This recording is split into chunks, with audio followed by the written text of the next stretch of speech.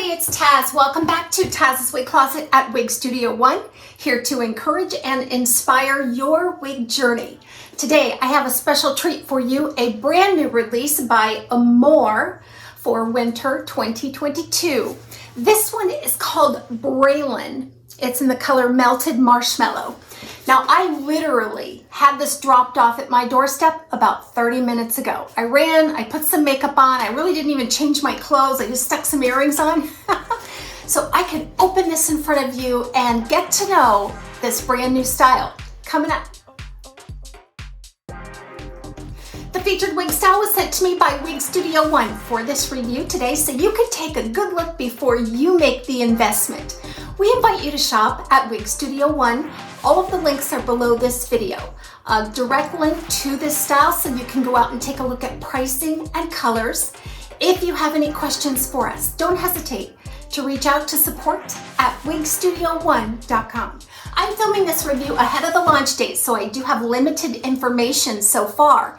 However, I am expecting that Braylon is going to be a mid-length kind of beach wave style with some manageable fringe and some really nice cap features. So you're going to see it for the first time right along with me. So here's the package that it arrived in. Beautiful Amore packaging, kind of very basic but classy at the same time. And there's the hang tag in there. Nice sturdy box. I really love Amore's new packaging.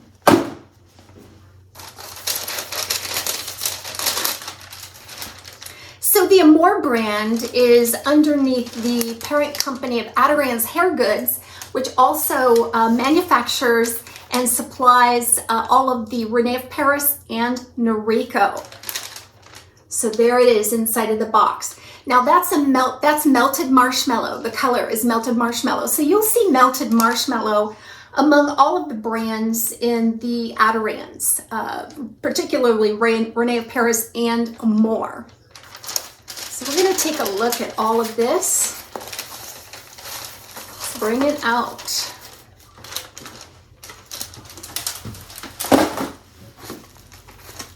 Remove the net. Oh, love the look of that curl. I always get excited about curly styles. That's just my thing. And curls are just so versatile, and you can get all kinds of variation with curl. So it's always a nice surprise. Okay, so here's the hang tag. And here's the little cardboard form to support the wig during shipping and storage. So there it is. Beautiful. It really looks beautiful from the outside here. So let's take a look at the inside of the cap, but give me a moment while I review it. What I'm doing here is I'm going to check for any obvious defects. I'm going to get to know the features a little so that I can report them back to you. Okay.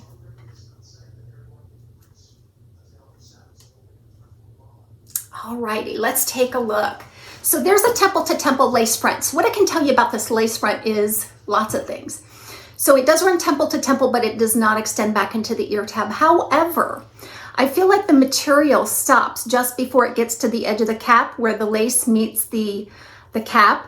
Therefore, I'm expecting the seams to be well obscured, and we're going to check that out when I apply it. That lace front is really deep. Now the knotting seems to be really fine because this fiber appears to be really fine as well. However, the lace front itself is very thick, scratchy, not too shiny, but it is kind of scratchy and thick, okay? Now, I'm not bothered by that. I think it's a really hardy lace front. Now, with Amore, you're gonna find a double monofilament top. So it's a 2-ply material. So underneath is that same monofilament type material where the knots are sewn in, and then over that is a very soft, pliable, sheer, almost nylon type material. Very soft and pliable. I love Amore lace fronts. No matter what you have under the cap, you should be able to get the illusion of scalp because this is ample to cover up any kind of hair or wig liners or anything that you may have under the cap. And then there's a closed kind of a rose lace type ear tab here. And I'm noticing lots of fibers spliced in there. I really love to see that because I feel like that always gives some really nice coverage, especially if you're tucking it behind the ear. And then in the back, you have a closed nape. Now that nape has more of a canvas type material, and it is slightly extended. It looks to be a little bit longer than an average standard nape, but a little bit shorter than that full extended nape. And then you have these strap type adjusters, lots of wefting. I'm not noticing a whole lot of stretch on this style, so I'll be sure to report back to you all about the fit. So the next thing I want to do here is to remove these tags right away. So once there's no defects and I know I'm going to keep the wig, I always remove the tags. Okay, now that the tags are off, I'm going to go ahead and apply it so I can report back to you the fit. And if I have to remove it to readjust it, I certainly will. But this again is right out of the box. And then we're going to go to work on this to kind of wake up the fiber and get it ready to wear. All right, so let me go ahead and apply first thing. I've done nothing to it. All right, so I want to report to you a little bit on the fit. It fits me pretty good right out of the box. Now, I may make just a very small adjustment for my petite average circumference. I really think that this is more average. Sometimes I can get a style and put it on and know right away it's probably going to fit more large. This one is more average, but if you're petite average, I think it will also fit you. I probably won't be able to report at all if it would fit a large circumference because I just have no way of measuring that. All I can say is that it fits a petite average very nicely. So sometimes that may indicate that it's not suitable for large circumferences. So let me go ahead and just cinch in slightly. And then while I have it off, the first thing we do, you got it, we're gonna shake it. We're gonna shake it out really well. And I'm going to use the my hand just to pull the fiber away from the cap to wake it up. It's really tightly compressed and compacted for the shipping process right out of the factory. Nothing beats the smell and the feel of a brand new wig. Very exciting. So what I want to do next is take my wide tooth comb and just comb it out really well. I'm going to focus on the part. So even though this is a full monofilament top and you can part it however you want, you know, it has to part somewhere, and however it's laying in the box kind of becomes the parting space.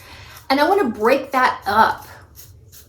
By breaking it up, it gives me more flexibility, but it also helps the hair lay a little bit more naturally on the top. Okay, so let's just continue to work that. I didn't notice a weave pattern on this one. Sometimes there's a weave pattern that we have to work through. Okay, wow. All right. That's pretty. That curl is really pretty. There's a lot of body in this curl. So it's a soft tousled beachy type wave. It's not heavily tapered, although it is tapered on the ends. It's not heavily tapered. It really is very nice. It's nice and casual, yet at the same time, I'm getting that softness that comes through, which makes it very feminine. So let's go ahead and reapply.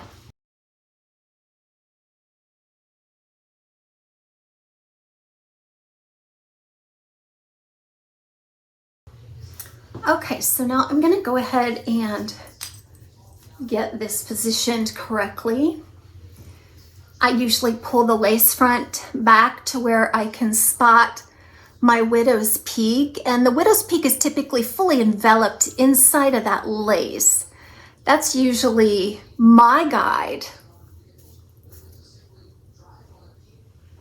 Wow, okay, so basically just shaking it out. Wow, I really love it based on first glance here. Now, the camera is not a great mirror, but I can see enough. And sense enough that I think I'm really personally going to love and enjoy this style because it's just right up my alley. You know, everybody has different taste. So one thing I can tell you right away is I'm really loving those bangs. Those bangs are about 4.3 to 4.5 inches. And I love it because they don't want to flop in the eyes. So that particular length, if I had to stretch it all the way forward and down, would go directly in the eyes. But all I had to do was shake it out and just pinch the top a little bit, and it kind of falls right over the eyebrow. I can tell that it's going to be really easy to wear without a whole lot of fuss. You know, some of you don't like to fuss with the wig, and if it's not workable right out of the box, or if you have to do a lot of work, it's just sometimes just too much. It just makes a style eminently more enjoyable if you like it right out of the box. Okay, so in the back, about an 8-inch crown meets up with a 4.5-inch nape. So it looks like it's in between like 11 and 12 inches, 12 inches probably. And again, I haven't taken it out yet, so I didn't measure it, but 12 inches seems to be the length, the overall length on this one. So it weighs under 4 ounces, I think right around 3.7. And then I pointed out to you that lace front and double monofilament top. So let's get up close on these mono features. So first I'm gonna back up, sort of lower my head and see if you can tell the illusion of scalp through that double monofilament. So no matter where you part it or how you part it, you should be able to sense that from the top. And Amore, I just love Amore double monofilament tops for their realism. Okay, so now let's get up close on the lace.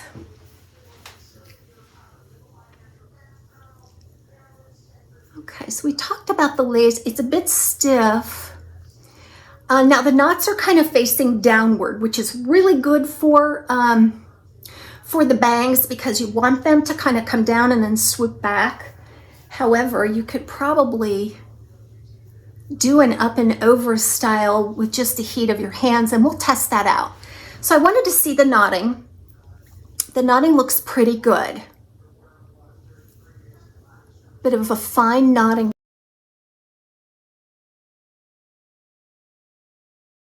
process there.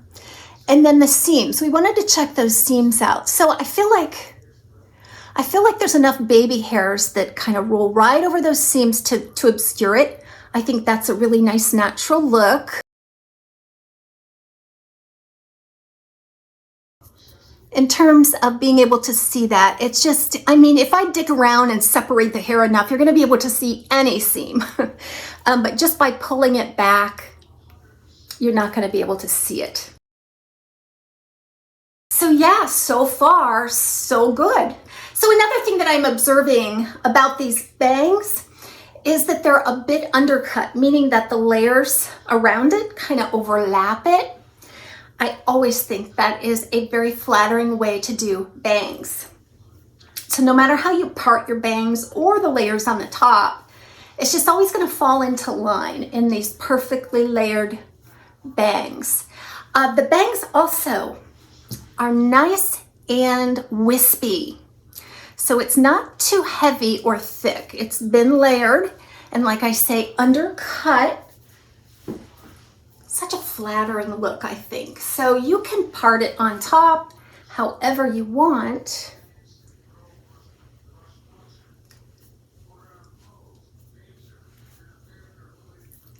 And we'll do more of this in the styling segment, but this is what I do, guys. So when I bring a wig right out of the box, I just mess around with it to see what it can do and what, you know, where is the most flattering part and how am I gonna really enjoy wearing it. So the curl pattern, based on what I'm seeing here, it almost looks like you've just taken a curling iron, developed a medium-sized spiral curl, and then deconstructed it.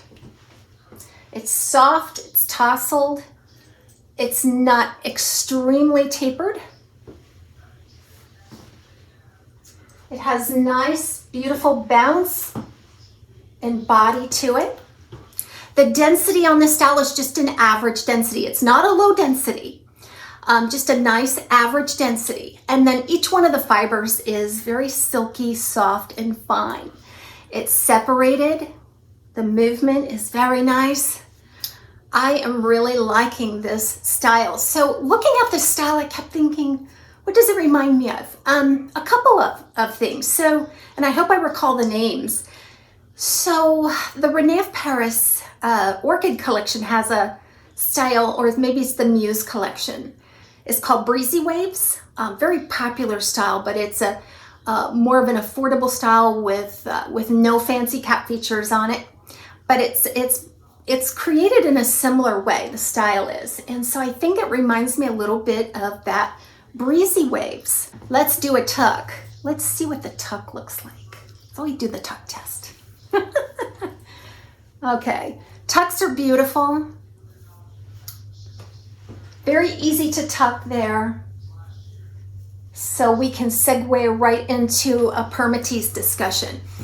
Permatease, all right, let me think about this. Very moderate permatease, not too much is what I mean by that. It's probably not considered low permatease, however, because you're gonna see some permatease around that monofilament, all around the crown, and that's just to give it lift, you know, where it needs it. There is some permatease in the back and very little at the nape. I'm not sensing any permatease at the nape.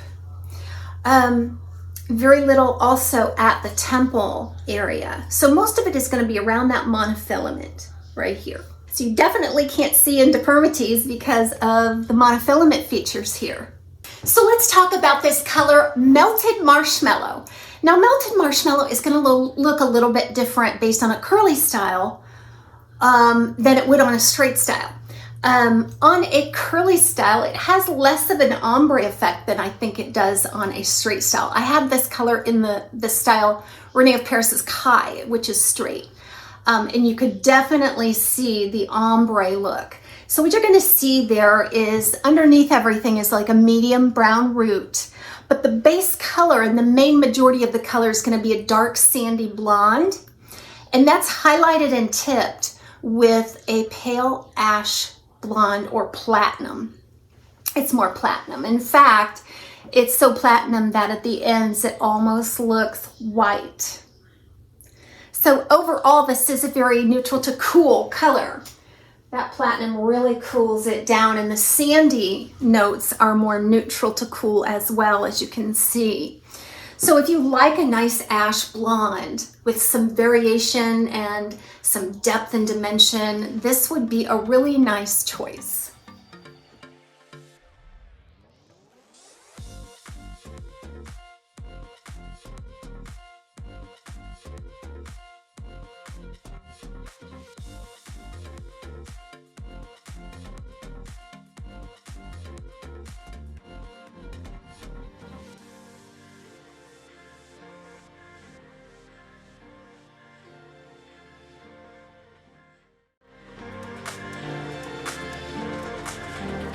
So you saw me take this right out of the box. So we're gonna try this with glasses. I expected it to work very well with glasses. It sure does.